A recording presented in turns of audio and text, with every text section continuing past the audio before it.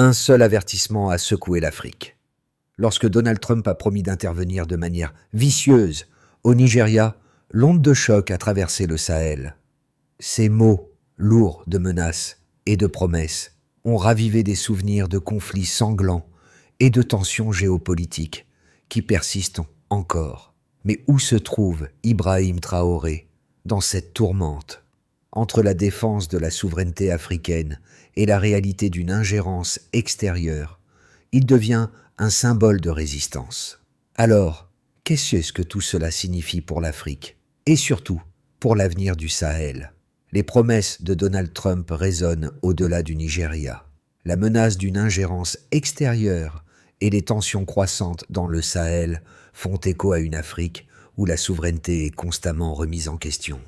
Mais à côté de cette dynamique géopolitique complexe, Ibrahim Traoré émerge comme une figure de résistance. À travers ses discours, il incarne un nouveau visage de l'Afrique, un leader militaire qui s'oppose à la tutelle étrangère, tout en revendiquant l'indépendance de son pays. Ce n'est pas seulement une question de sécurité ou d'alliance militaire, c'est une question de dignité nationale. Nous explorerons comment les enjeux de souveraineté se confrontent avec la réalité géopolitique et pourquoi le rôle d'Ibrahim Traoré pourrait redéfinir les relations internationales dans la région. Une nouvelle Afrique se dessine, où la protection ne rime pas avec la soumission. Deux trucs claquent dès qu'on regarde la scène sans filtre. Le mot « viciously » de Trump n'est pas juste une menace random. C'est un rappel brutal de 10 ans de méfiance accumulée. Plus de 100 milliards de dollars par an tournent autour du pétrole nigérian, et chaque phrase prononcée à Washington ou Abuja en déplace une partie. Voilà le vrai décor. Le Nigeria, avec ses plus de 200 millions d'habitants, n'est pas juste un pays énorme. C'est un point d'équilibre où la sécurité, le pétrole et la politique s'entremêlent. Boko Haram profite des failles. Les groupes jamais armés surfent sur la pauvreté et l'absence de l'État, et les puissances étrangères se glissent dans chaque espace laissé vide. C'est là que le langage punitif venu des États-Unis réactive un vieux traumatisme africain. Libye, Irak, Afghanistan. À chaque fois, ça commence par des protections, ça finit en dépendance. Pendant que Tinubu essaie de jouer l'équilibriste, rassurer Washington, calmer l'opinion, ménager les investisseurs, une autre vibe traverse le Sahel. Le bloc Bamako-Ouagadougou-Niamey pousse à la rupture nette avec la tutelle militaire extérieure. Et dans ce trio, Ibrahim Traoré devient la ligne de fracture. Jeune, frontal, impatient, il incarne l'Afrique qui dit « Stop ». Son image circule non pas comme un poster de héros, mais comme un rappel. La souveraineté, ça ne se demande pas, ça s'arrache. Et pendant que les médias internationaux compressent tout en tensions religieuses ou lutte antiterroriste, la réalité sur le terrain est beaucoup plus terre-à-terre. Prix du carburant, sécurité quotidienne, boulot, dignité. Chaque mot, lancé depuis l'étranger, tombe ensuite dans les poches des commerçants, dans les patrouilles des policiers, dans les débats des familles. Les signaux ne restent jamais symboliques. Ils deviennent budget, contrat ou frustration. Voilà le point clé. Le vacarme médiatique masque des changements réels, flux d'armes, deal logistique, marge politique. C'est exactement dans cette zone grise qu'on va entrer. Pour capter ce qui se joue vraiment, il faut suivre deux trajectoires qui ne se croisent presque jamais, mais qui définissent pourtant le tempo du Sahel. D'un côté, Bola Ahmed Tinubu, vieux routier de la politique, persuadé que la stabilité s'achète par des deals calibrés avec les grandes puissances. De l'autre, une génération plus jeune, officiers, étudiants, entrepreneurs, qui ne croient plus au narratif coopération et à sécurité.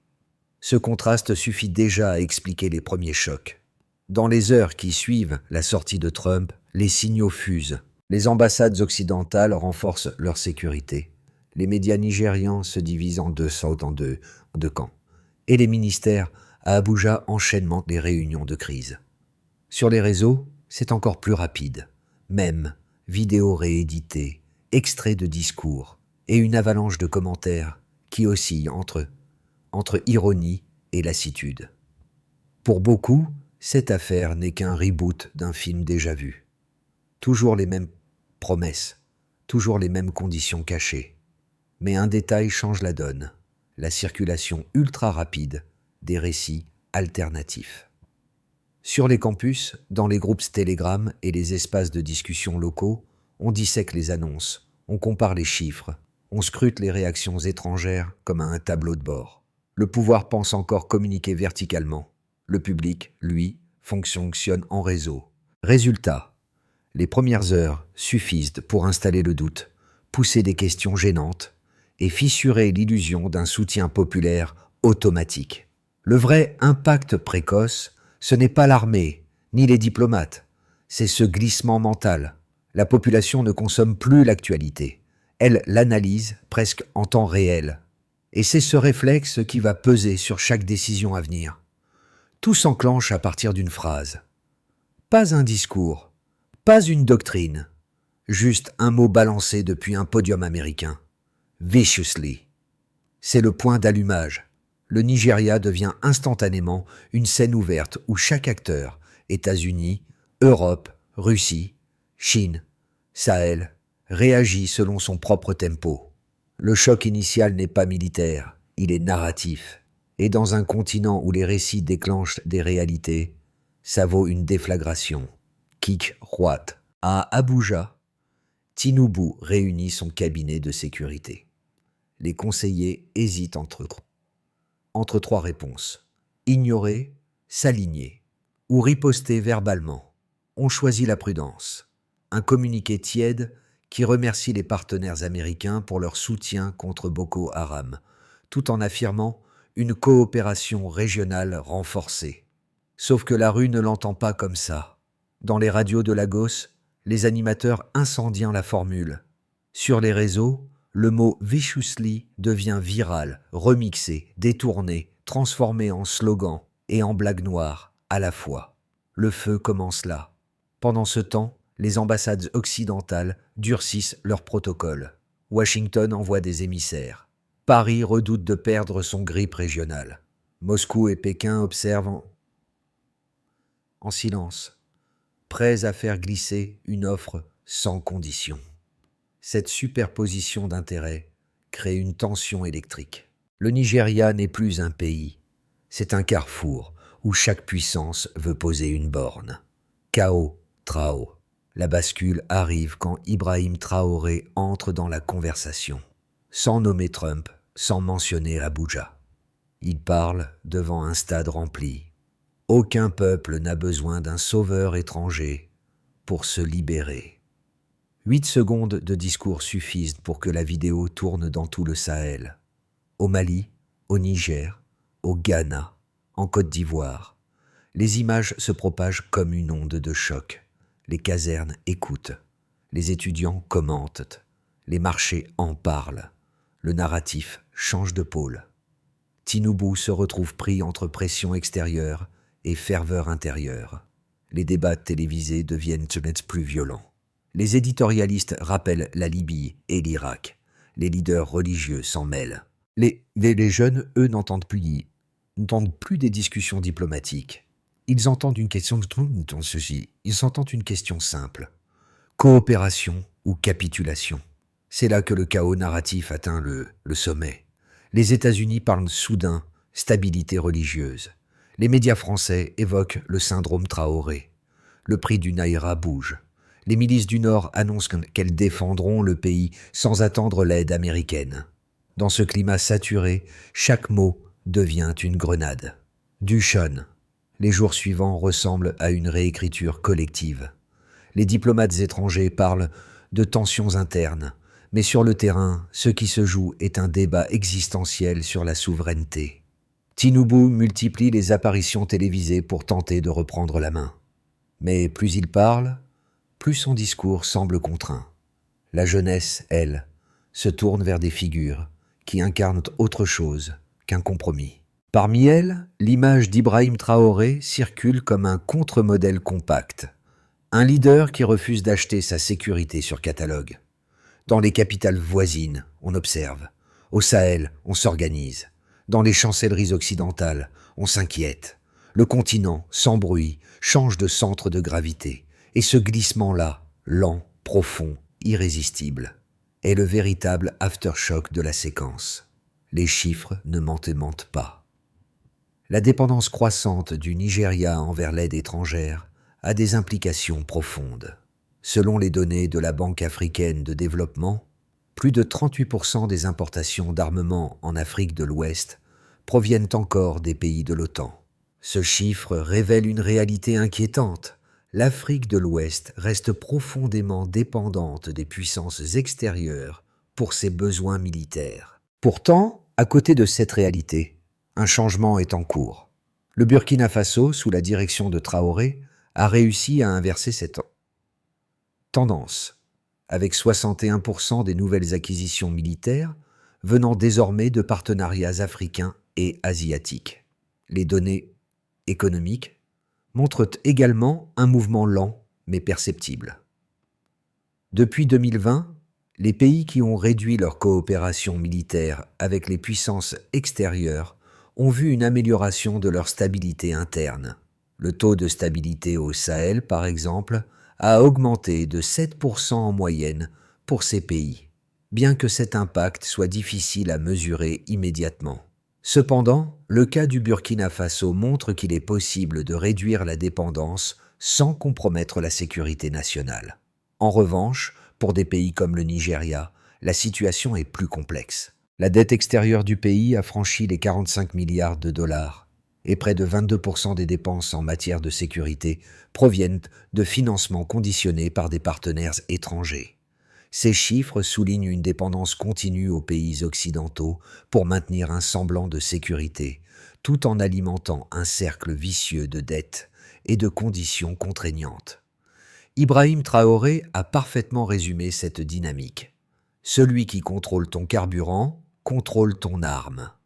Ce n'est pas seulement une métaphore, c'est un calcul stratégique qui reflète la réalité géopolitique actuelle.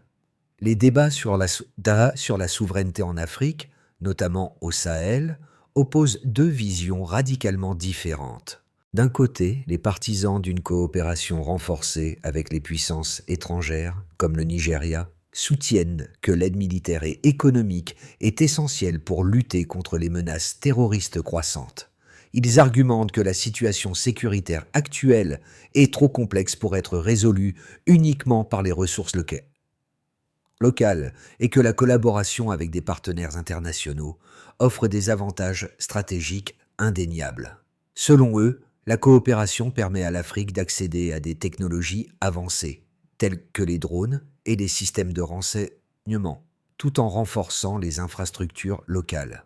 En d'autres termes, l'indépendance ne signifie pas l'isolement, mais plutôt une négociation pragmatique qui vise à assurer la sécurité et la stabilité sans renoncer à la souveraineté. En revanche, Ibrahim Traoré et ses partisans rejettent cette logique, la considérant comme une forme de néocolonialisme. Selon eux, l'aide étrangère n'a jamais contribué durablement à la consolidation de l'État africain. Au contraire, elle crée une dépendance qui affaiblit les capacités locales, en particulier dans les secteurs clés comme la défense et la gestion des ressources naturelles. Pour Traoré, la véritable souveraineté passe par la construction de capacités internes, sans l'intervention systématique des puissances extérieures. Il plaide pour des partenariats régionaux fondés sur la solidarité entre les nations africaines, et non sur la subordination à des intérêts étrangers. Son discours sur l'indépendance nationale ne se limite pas à une position idéologique. Il est enraciné dans une lecture historique des échecs des interventions occidentales en Afrique, qui ont souvent exacerbé les conflits plutôt que de les résoudre. Les chiffres de la Banque africaine de développement corroborent cette analyse. Les pays qui ont réduit leur dépendance à l'aide étrangère ont enregistré une amélioration de la stabilité interne, en particulier dans le Sahel. Ainsi, bien que les deux visions aient des fondements solides, elles se heurtent à une réalité commune. La complexité des défis géopolitiques actuels exige une approche nuancée. Peut-on réellement défendre la souveraineté tout en acceptant l'ingérence même sous la forme d'une aide humanitaire ou militaire? Ou l'Afrique doit-elle prendre le risque de renoncer à certains avantages immédiats pour assurer sa liberté à long terme? Le débat tourne autour d'une fracture simple mais brutale. Coopération ou autonomie? Team Tinubu, d'abord. Leur logique est froide, presque comptable. Le Nigeria affronte Boko Haram, l'Eidouao et une diagonale de violence, que même une armée solide peine à contenir. Pour eux, dire non à l'aide américaine revient à jouer avec la vie des civils.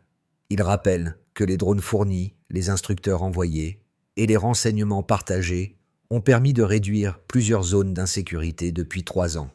Sans soutien extérieur, argumente-t-il, l'État nigérian brûlerait son budget militaire en quelques mois et laisserait les milices occuper le terrain. Leur point fort, la lucidité. Un pays de plus de 200 millions d'habitants ne se défend pas avec des slogans. Il se défend avec du matériel, des données et du temps gagné. Pour eux, la souveraineté intelligente, c'est accepter l'aide, mais négocier les conditions.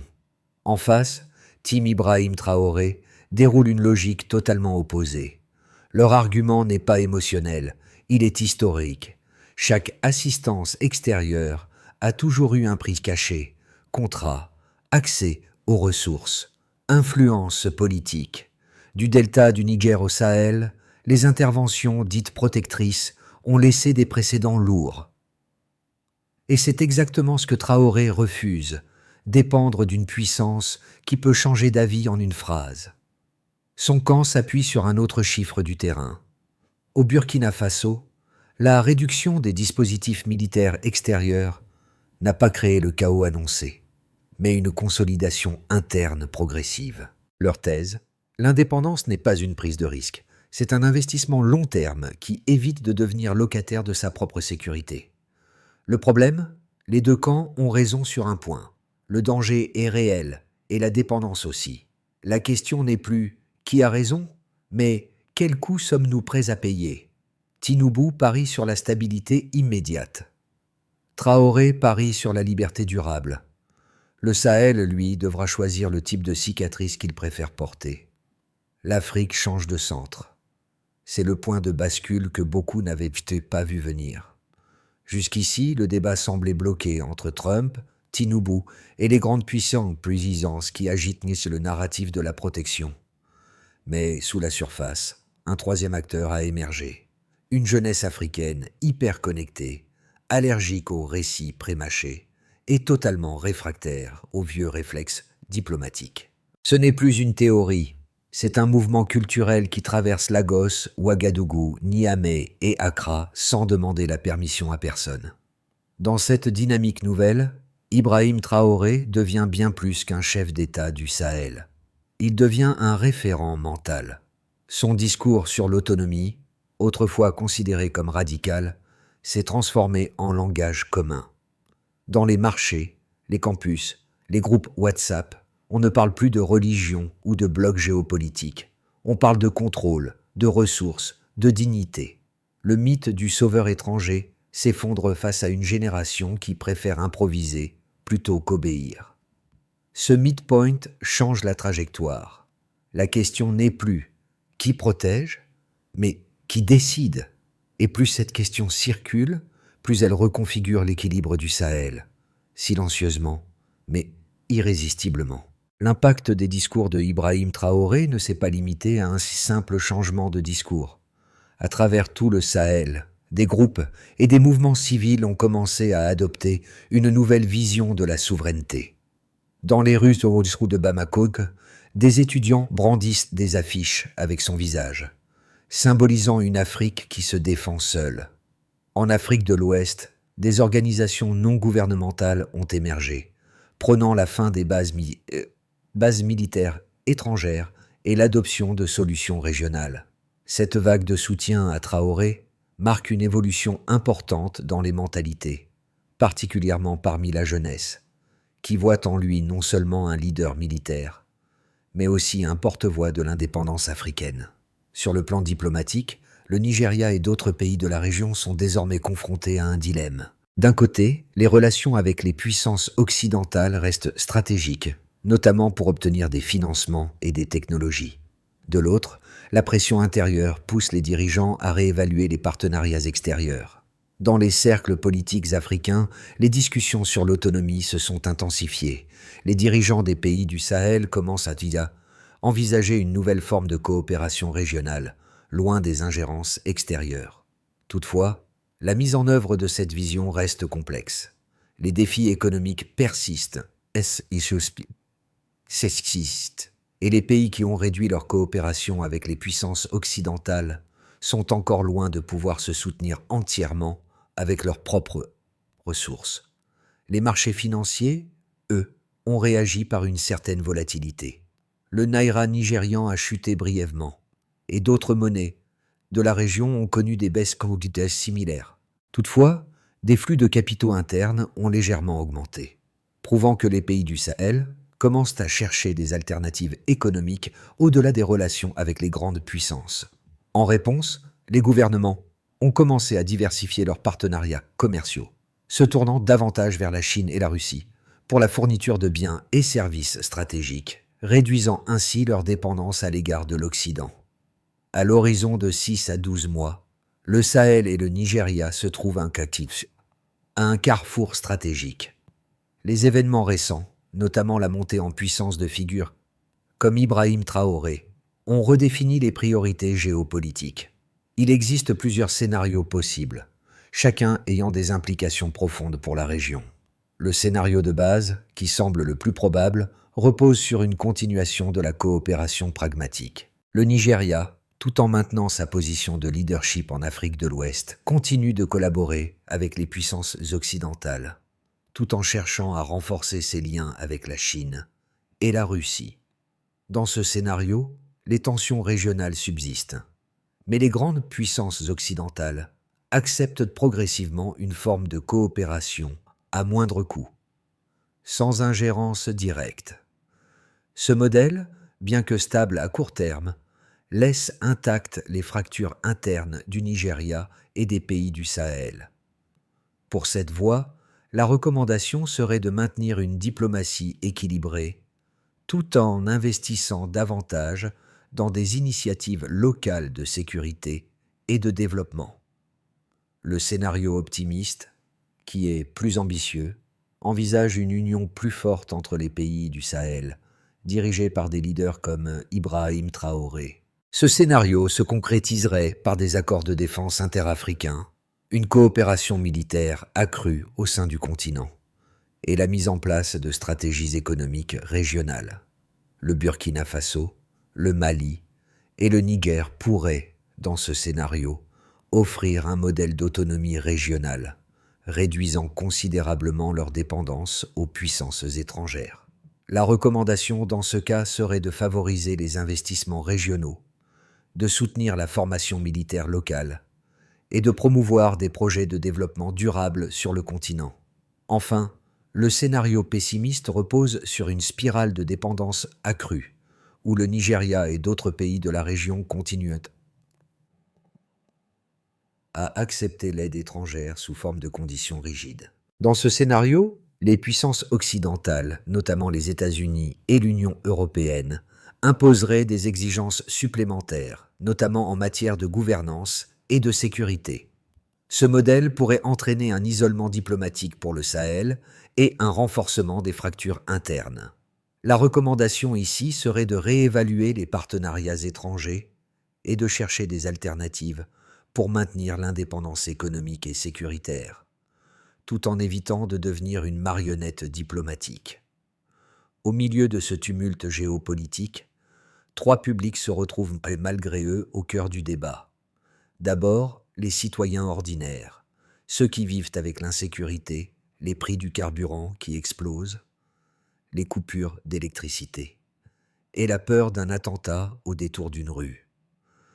Pour eux, la souveraineté n'est pas un slogan. C'est la différence entre une vie subie et une vie choisie. Ils ne demandent pas seulement pas des discours, ils demandent des preuves. Si l'État promet protection, ils veulent la voir, pas l'entendre. Ensuite, la jeunesse connectée.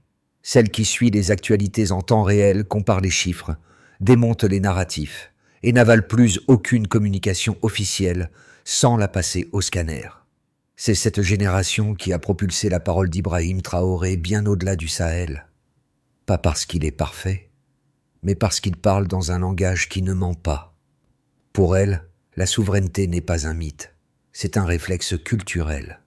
Enfin, la diaspora, éparpillée de Londres à Montréal, qui observe, commente, finance parfois, et vit la politique africaine à distance mais avec intensité. Elle détecte les manipulations médiatiques, elle rectifie les caricatures, elle soutient les familles restées au pays. Pour elle aussi, la question n'est plus qui protège, mais qui contrôle. Au fond, ces trois voix forment un même fil conducteur, la fatigue face au récit imposé et le besoin d'un cap clair. Si les dirigeants veulent regagner la confiance, il leur faudra arrêter de parler à la population et commencer à parler avec elle. C'est là que tout se joue. Pour avancer vers une véritable souveraineté, les pays du Sahel doivent entreprendre plusieurs actions concrètes. Premièrement, il est impératif de renforcer la coopération régionale. Les pays voisins doivent se soutenir mutuellement dans les domaines de la sécurité, de l'économie et du développement. Une alliance plus forte entre le Burkina Faso, le Mali et le Niger, fondée sur des objectifs communs et des ressources partagées, serait un pas important vers l'autonomie régionale. Deuxièmement, il est crucial de diversifier les sources de financement et de réduire la dépendance à l'aide étrangère.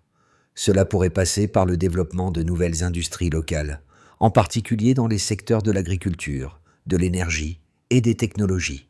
Un autre objectif serait d'investir dans l'éducation et la formation des jeunes pour créer une main-d'œuvre qualifiée qui pourra porter le développement économique à long terme. Troisièmement, chaque pays du Sahel doit élaborer des stratégies de défense nationale autonomes. Cela inclut non seulement l'achat d'équipements militaires, mais aussi la formation de forces locales capables de gérer les défis sécuritaires du Sahel de manière indépendante, sans recours systématique à l'intervention étrangère. Enfin, les gouvernements doivent veiller à une transparence accrue dans la gestion des ressources publiques. La mise en place de mécanismes de contrôle et de reddition de comptes renforcera la légitimité des autorités locales et la confiance des populations dans les initiatives de souveraineté. En suivant cette feuille de route, l'Afrique pourra espérer franchir une nouvelle étape vers une indépendance durable, loin des influences extérieures qui ont trop longtemps dicté son destin. Le visage d'Ibrahim Traoré, poing levé, ne cesse de hanter les esprits. Un symbole de résistance, mais aussi un rappel de ce qui est en jeu. La souveraineté de l'Afrique, son droit à se défendre seul. La phrase qu'il a prononcée lors de son discours à Ouagadougou, « Celui qui choisit sa voie ne demande pas la permission », résonne comme une promesse pour l'avenir. C'est un appel à tous les Africains à ne plus attendre, à prendre leur destin en main, même si le chemin est difficile. À travers tout le Sahel, de Bamako à Niamey, la flamme allumée par Traoré s'étend. Ce n'est pas une simple question de pouvoir militaire ou de politique étrangère. C'est une question de dignité, de fierté retrouvée. Une Afrique qui n'a plus besoin d'un sauveur, mais qui choisit de se défendre par elle-même, sur ses propres termes. Le combat pour l'indépendance ne s'arrête pas à un discours. Il se poursuit dans chaque action, dans chaque décision, dans chaque jour que les Africains choisissent de prendre leur avenir en main. Et la question demeure. Jusqu'où serons-nous prêts à aller pour préserver notre liberté? Car au fond, la seule prière valable pour un continent debout, c'est celle qu'on prononce en marchant.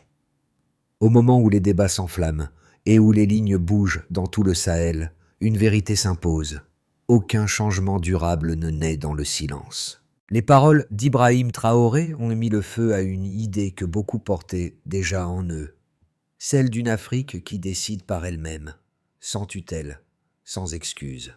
Mais cette idée ne peut pas rester coincée dans les discours ou les meetings. Elle doit vivre dans les conversations quotidiennes, dans les choix économiques, dans la manière dont chacun s'implique dans la vie publique. Ce récit, vous pouvez le prolonger, en partageant les faits, en questionnant les alliances, en refusant les narratifs prémâchés. Pas pour suivre un camp, mais pour clarifier ce que veut réellement le continent. Les plateformes, les commentaires, les discussions locales sont devenus des terrains politiques à sa part entière. Faites-en des espaces de lucidité, pas de confusion. Alors, une dernière question reste ouverte. La plus simple, mais la plus exigeante. Si la souveraineté se construit à plusieurs, quelle sera votre part dans ce chantier ?